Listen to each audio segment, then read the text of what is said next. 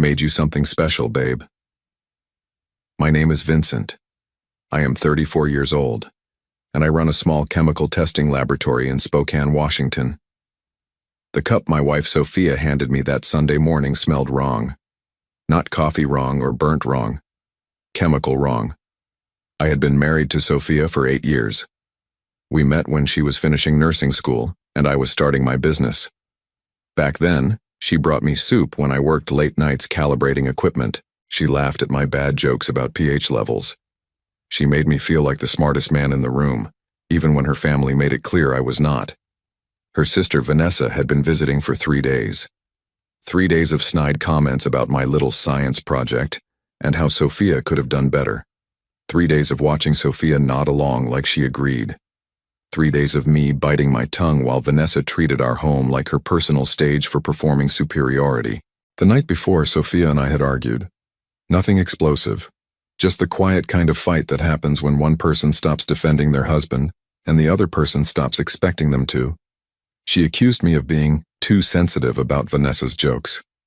I told her I was tired of being the punchline in my own house. We went to bed without saying goodnight. Now she stood in our kitchen at 8 in the morning, holding a steaming mug with both hands like an offering. Her smile was too bright. Too apologetic. The kind of smile that said she wanted to fix things without actually changing anything. My own herbal blend, she continued. It will help you relax. I took the cup. The liquid was dark amber, almost brown. Steam carried a scent that made my stomach turn. Bitter herbs, yes. But underneath that, something medicinal. Something that reminded me of the industrial solvents I used to clean lab equipment. Sophia watched my face carefully. Too carefully. Smells strong, I said. Good strong, she replied. From the living room, I could hear Vanessa on the phone with someone, probably our mother-in-law, probably complaining about the guest room towels or the water pressure, or how I loaded the dishwasher wrong. Her voice carried that particular tone she used when she wanted everyone to know she was suffering through my inadequacy. I raised the cup toward my lips and stopped. Something in Sophia's expression flickered. Anticipation, maybe, or curiosity about what would happen next. You're awesome, I said, and kissed her cheek. But I did not drink the tea. I built my laboratory from nothing. 5 years of community college chemistry courses while working construction. Another 3 years saving every dollar to lease a small building on the industrial side of town. Equipment bought piece by piece from bankruptcy auctions. Late nights learning to operate mass spectrometers and gas chromatographs from YouTube videos and borrowed textbooks. The business started with soil testing for local contractors. Simple work, checking for contamination before construction projects. But word spread. Soon I was analyzing water samples for the city, testing products for small manufacturers, even helping law enforcement with evidence analysis. Nothing glamorous. Just honest work that required precision and patience. Sophia used to brag about my work. She would tell her nursing colleagues about the time I identified a bacterial contamination that saved a daycare center from a lawsuit. Or how I helped a farmer prove his well water was being polluted by an upstream factory. She called me her scientist husband with genuine pride. That pride had been fading for 2 years. Ever since Vanessa moved back to Washington after her divorce and started spending every holiday, every birthday, every random weekend at our house. Vanessa worked in pharmaceutical sales. She drove a leased BMW and wore designer clothes and spoke about real science happening at major corporations. She made my small laboratory sound like a hobby. At first, Sophia defended me. She would remind Vanessa that I had built something from scratch, that my clients trusted my work, that independence meant something. But those defenses grew weaker each visit. Then they became laughs. Then they became silence. 3 months ago, Sophia suggested I should consider pivoting my career. Maybe get a job at one of the big labs in Seattle. Better benefits, more stability, more respect from her family. I told her I would think about it. I thought about it plenty. I thought about how my grandfather spent 40 years in someone else's factory and died 6 months after retirement. I thought about the farmers and contractors and city officials who called me directly because they trusted my independence. I thought about the satisfaction of solving problems with my own hands and my own brain. I also thought about the way Sophia looked at me when Vanessa was around. Like she was embarrassed. Like she wished I was someone else. Yesterday morning before our argument, I had overheard Sophia on the phone with Vanessa. They were discussing my stubbornness about keeping the lab. Sophia said maybe I needed something to help me see things more clearly. Vanessa laughed and said she knew exactly what Sophia meant. At the time, I thought they were talking about couples therapy. Now, holding this strange smelling tea, I wondered if they had been talking about something else entirely. Vanessa walked into the kitchen carrying her phone and a look of practiced annoyance. She had been complaining to someone about the coffee maker, which apparently did not froth milk to her specifications. She set her phone on the counter and reached for the cup sitting next to mine. "Finally," she said, "something that smells decent in this house." I watched Sophia's face go pale. "Vanessa, wait," Sophia started. But Vanessa had already taken a long sip. She paused, made a face, then shrugged and took another drink. "Weird aftertaste, but whatever, I need caffeine." Sophia looked at me. I looked back. Neither of us moved to stop Vanessa from finishing half the cup. "Vincent," Sophia said carefully, "you should drink yours while it is still hot." I picked up my cup, the one Vanessa had not touched, the one that smelled like normal chamomile tea with honey. "This one?" "No, Sophia stopped herself. I understood then. 2 cups. 2 different contents, one for me, one that was supposed to be mine but was not anymore. "I think I will wait," I said. "Let it cool down a little." Vanessa finished her tea and went back to her phone call. Sophia busied herself cleaning dishes that were already clean. I sat at the kitchen table and watched both of them. An hour later, Vanessa started complaining about stomach cramps. Mild at first, then more intense. She accused Sophia of using expired milk in something. Sophia suggested maybe Vanessa had eaten too much rich food the night before. Both of them seemed genuinely confused about what could be causing the problem. I offered to drive Vanessa to urgent care. Sophia said that was not necessary. Just some stomach flu, probably. Nothing serious. But by noon, Vanessa was vomiting and experiencing severe diarrhea. She was pale and shaky and demanding that someone call a doctor. Sophia was pacing the house, wringing her hands, saying she could not understand what was happening. I could understand perfectly. While Sophia helped Vanessa to the guest bathroom for the 4th time, I carefully poured the remaining contents of my cup into a clean sample vial. Then I washed the cup thoroughly and put it in the dishwasher. By evening, Vanessa was stable but exhausted. She had stopped vomiting but was still weak and dehydrated. Sophia insisted we take her to the emergency room. The doctors ran tests, found nothing immediately dangerous, and recommended rest and fluids. Possible food poisoning, they said. Or a 24-hour bug. Vanessa spent the night in our guest room, groaning softly and drinking small sips of water. Sophia slept on the couch to be nearby if Vanessa needed anything. I slept in our bed, alone, thinking about the sample vial in my briefcase. Monday morning, I took that sample to my laboratory. The results came back Tuesday afternoon. Gas chromatography mass spectrometry does not lie. The tea sample contained chamomile, honey, and a concentrated extract of Cassia angustifolia, senna leaf, a powerful laxative that in high doses causes severe gastrointestinal distress, dehydration, and temporary incapacitation. Someone had deliberately prepared a cup of tea designed to make the drinker violently ill. That someone was my wife. I sat in my laboratory office, staring at the printout, trying to make sense of why Sophia would want to poison me. We had problems, yes. She was unhappy with my career choices. Her family looked down on me. But poisoning seemed like an extreme escalation from nagging about job applications, unless it was not about changing my mind, unless it was about something else entirely. I drove home early that day. Sophia was in the kitchen, preparing dinner like nothing had happened.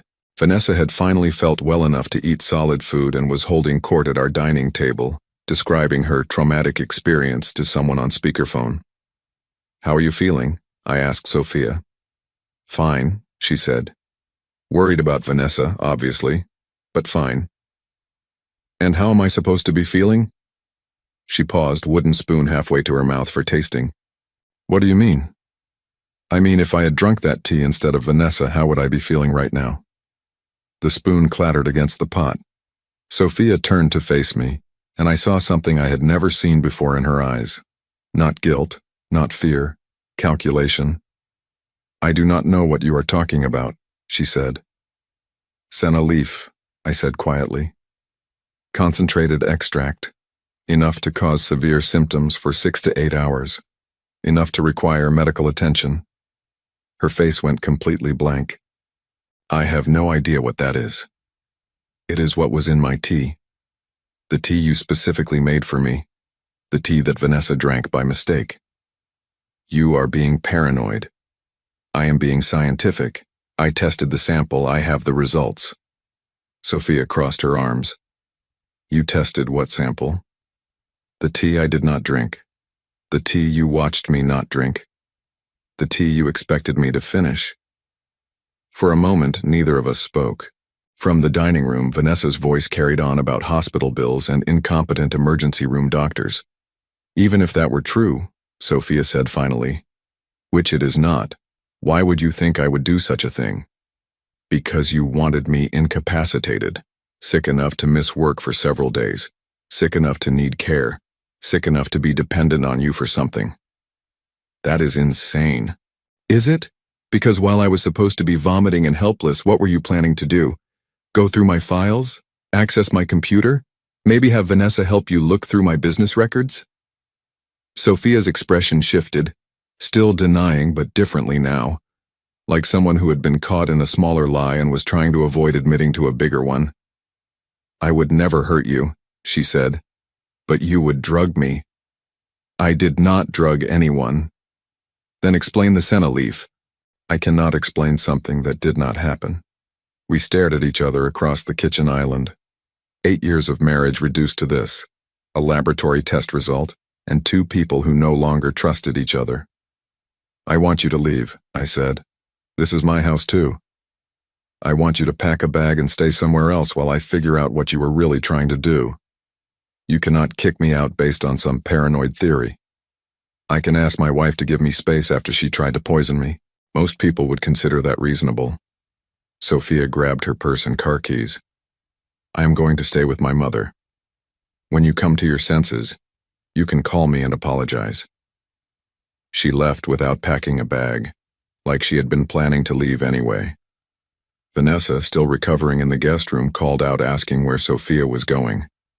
I told her Sophia needed to run some errands. Vanessa accepted this explanation and went back to her phone. I spent the evening alone wondering what other surprises my wife had been planning. Wednesday morning I did something I had never done before. I searched through Sophia's personal belongings, her dresser drawers, her closet, her desk in our home office. I felt like a criminal, but I needed to understand what had been happening in my own house.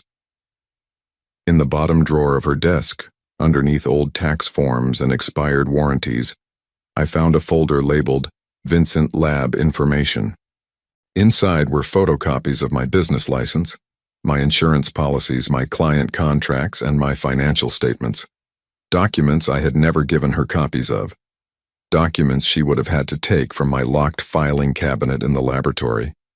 There were also printed emails, conversations between Sophia and someone named James Morrison at a company called Trelvix Analytics. The subject lines were variations of acquisition opportunity and small lab consolidation. I read every email twice. James Morrison worked in business development. His company specialized in buying small independent laboratories and incorporating them into larger networks. They offered competitive packages to lab owners who wanted to transition out of the stress of independent operation. Sophia had been providing him with detailed information about my business, client lists, revenue figures, equipment inventories, location details. She had even included photographs of my laboratory interior and copies of my most recent profit and loss statements. In return, James had been coaching her on how to encourage me to consider selling. He suggested creating situational pressure, that would make independence seem less attractive. He recommended having family members express concerns about my financial stability. He even provided talking points about the benefits of working for a larger organization. The most recent email was dated last Friday, 3 days before Sophia made me the tea. James, if he remains resistant to logical arguments, you may need to create a situation where he feels vulnerable or dependent. Nothing harmful, obviously, but something that demonstrates how difficult it is to manage everything on his own. Sometimes people need to experience their limitations before they can accept help. Sophia, I understand. I think I know how to handle this. James. Remember, the goal is to have him contact us voluntarily. If he feels like the sale was his idea, everyone benefits. Your finder fee will be $25,000 once the transaction is complete. $25,000. My wife had been paid to sabotage my business and manipulate me into selling. I photographed every document with my phone. Then I called my attorney, Patricia Young, and scheduled an emergency appointment for that afternoon. Patricia read through the emails and shook her head. This is corporate espionage, possibly fraud. Definitely grounds for divorce if you want to go that route. What about the poisoning? That is harder to prove intent. She could claim the senna leaf was an accident, but combined with these emails, it establishes a pattern of deliberate harm. What should I do? Document everything. Change all your passwords and access codes. Move your important business files to a secure location. And do not let her back in the house until we sort out the legal implications. I spent Wednesday evening changing locks and passwords. I also called my 3 largest clients and warned them that someone might contact them claiming to represent my business. I did not mention Sophia by name, but I made it clear that any acquisition discussions should go through me directly. Thursday morning, Vanessa finally felt well enough to leave. She hugged me goodbye and thanked me for taking such good care of her during her food poisoning. She also mentioned that she hoped Sophia and I could work out our communication issues. I smiled and told her I was confident everything would be resolved soon. After Vanessa left, I sat in my empty house and planned what to do next.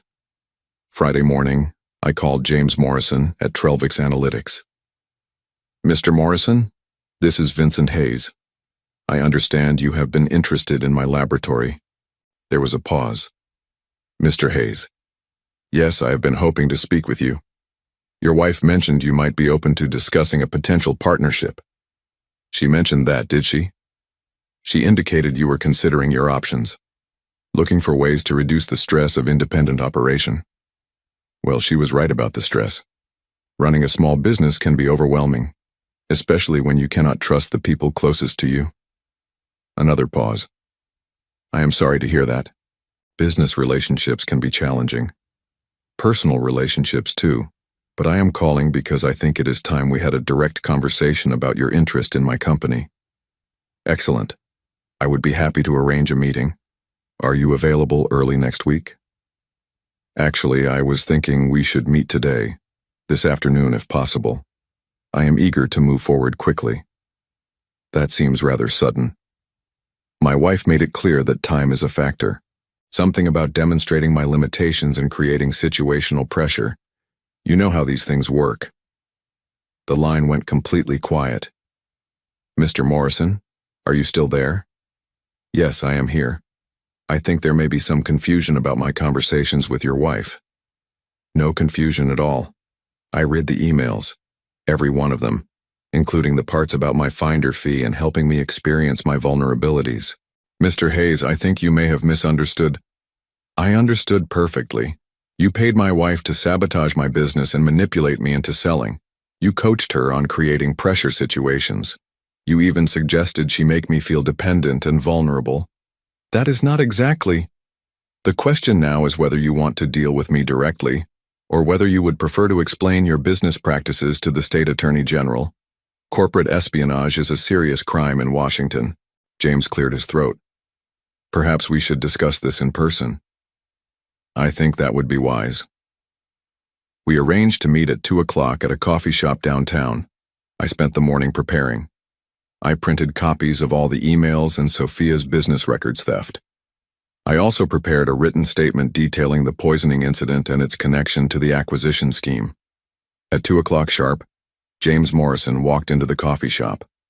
He was younger than I had expected, maybe 30, wearing an expensive suit and carrying a leather briefcase. He looked nervous. "Mr. Hayes?" "Vincent, please sit down." He sat across from me and immediately started talking. "I want to clarify that Trellvix Analytics operates completely within legal boundaries. We acquire businesses through legitimate negotiations. We do not engage in industrial espionage or encourage illegal activities." "Interesting, because I have documentation suggesting otherwise." I slid a folder across the table. James opened it and read for several minutes. His face grew paler with each page. "These emails were taken out of context," he said finally. "Which context makes corporate espionage legal? We never instructed your wife to break any laws. You instructed her to steal my business records and manipulate me into a vulnerable state. In most jurisdictions, that qualifies as fraud and conspiracy." James closed the folder. "What do you want?" "I want you to stay away from my business. I want you to cease all contact with my wife. And I want you to understand that if I hear about Trellvix targeting any other small lab owners in this region, I will make sure the appropriate authorities know about your methods. And in return? In return, I do not file criminal charges today." James stood up. "This conversation never happened. On the contrary, this conversation is why nothing else will happen." He left without saying goodbye. Monday morning, Sophia came home. She walked into our kitchen like she had never left, poured herself coffee, and sat at the table where she had tried to poison me 8 days earlier. "I think we need to talk," she said. "I think we already talked enough." I placed the folder of emails on the table between us. Sophia glanced at it but did not touch it. "Those are private communications," she said, "between you and James Morrison, about selling my business for $25,000. She opened the folder and flipped through the pages. No surprise on her face, no shame, just calculation. "You went through my personal belongings. You went through my business files. You photographed my laboratory. You copied my client contracts.